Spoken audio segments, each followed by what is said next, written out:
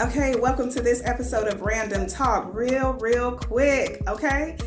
Youth empowerment. We were talking about it last time, and I'm going to go into depth about a real life situation I had a few days ago. I was going to what we call a Circle K, for those of you that know Circle K, and I needed a pick-me-up because I was about to indulge on some things that I knew was going to get on my nerves. So that's my little cheat. I get me a Coca-Cola. So I was trying to get a Coke. I sat in the parking lot, and as I was preparing to go inside the store, I saw a group of kids about to cross the highway, a main highway. So I sat and I watched them because I wanted to make sure they were going to get over safely, and they did. I could tell who was the leader of the group because it was the eldest sibling. So there were 4 children. As I prepared to go into the store, one of the younger siblings holds the door open for me. I was like, thank you. Leadership. Young man holding the door open. We have grown men that'll let the door slam in a woman's face. So I thought that was remarkable. I get in the store, I grab my Coke, and I go to the counter to pay, and I see the cashier. Looks like she was struggling with some things personally, but she wasn't rude at all. She just looked tired and stressed out,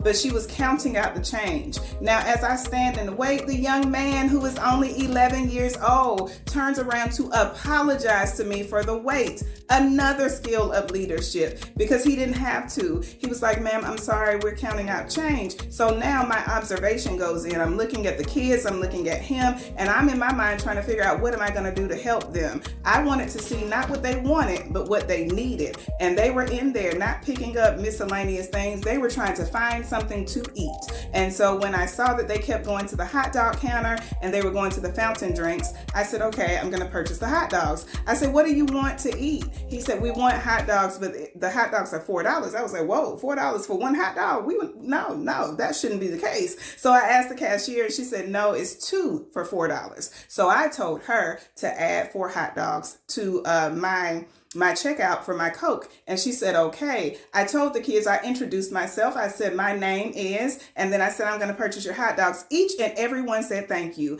Let me tell you, from that moment, I saw leadership. I saw children working together. I saw mannerism, some things that adults struggle with. So I want you to know, don't judge a situation, just extend help. Know that within the youth, that was a moment. He got kids across a highway. I see parents walking in front of children, but he had enough sense to watch out for his siblings. He got them in and out the store. He was mannerable. He was respectful. So again, don't sleep on the youth. Youth are leading the world, and give them compliments when you see them doing the right thing. That is just my random talk for you today. It touched my heart, and I just want you to know that it's amazing when we see the youth doing what we should do as adults. Tune in to the next Random Talk.